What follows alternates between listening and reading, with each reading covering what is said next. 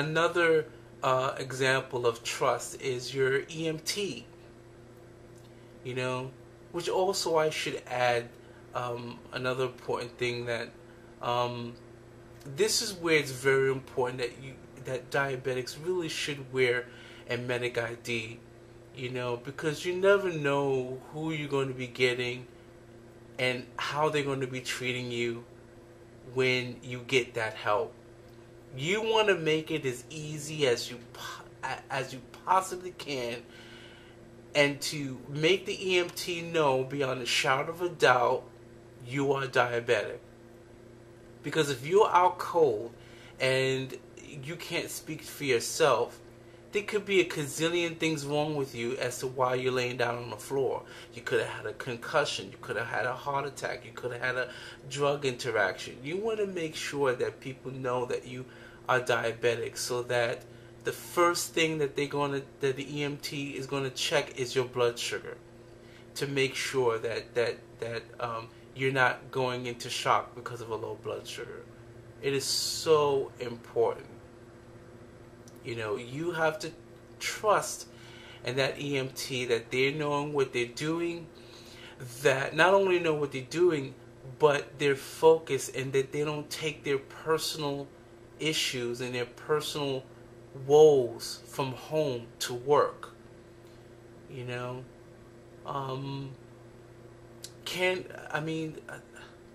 can't tell you how important it is to just do your homework and to ask questions, and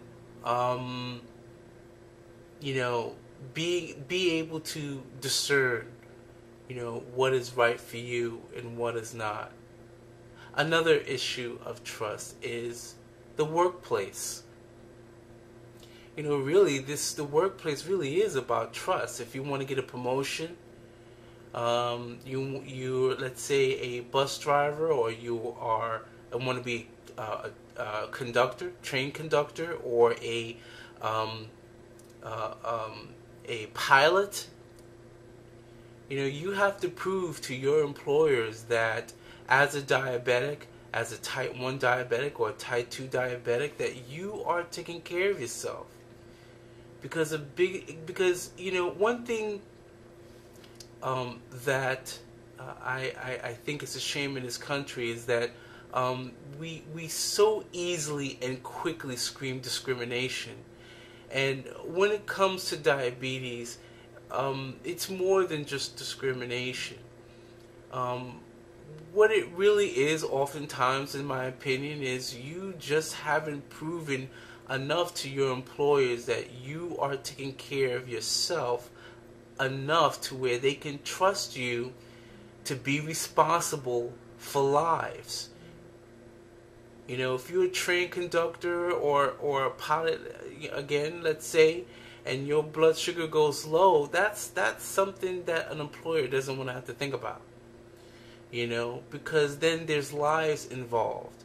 So if you feel that you can do that job, and you have the right to do anything that your heart desires, then you have to prove to them, and also prove to yourself, and hold yourself at a higher standard. Because when you know that there's people behind you, where you're responsible for their lives, then that means that that testing your blood sugar is a non-negotiable. You have to test your blood sugar before you get on the plane, during the plane, and after you land. So that this way you not only keep yourself safe, but the passengers behind you safe. Same thing with a cop. Anybody that's in law enforcement.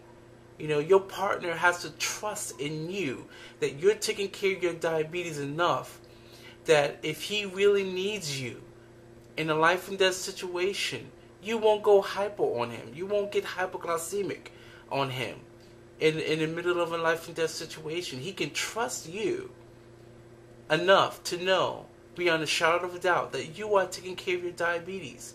And if you choose to have that kind of job, again, you have to hold yourself to a higher standard and discipline yourself.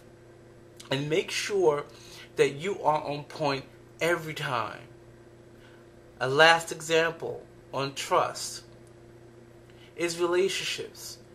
And as I said before, there's so many darn misconceptions about diabetics. It is unreal. Sometimes I just can't believe it. It gives me a headache.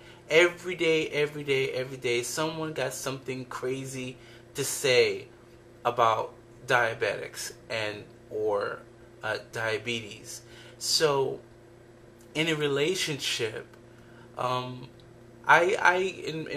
my opinion, I think that's one of the most difficult things because they may have a grandmother or grandfather or whoever has diabetes or who has had diabetes, and all they remember is the bad stuff. So when they find out that their partner of choice may be diabetic, already they have they foresee you having all these problems as though you're broken goods. We're not broken goods. What you have to realize is that your old family members that had diabetes and had complications, those were as a result of uncontrolled blood sugars. That's not something that every diabetic is doomed to have, and it's unfair that anybody would that anyone would think that this would definitely happen with everybody and anybody who's diabetic. So again, bringing it back to trust, you have to make your mate trust in you, that you are taking care of yourself to the best of your abilities, so that they can be comfortable in knowing that you'll be around for a long time with no complications. So that's it for me. I hope everyone finds this podcast useful and helpful. And I look forward to my next episode. Bye-bye.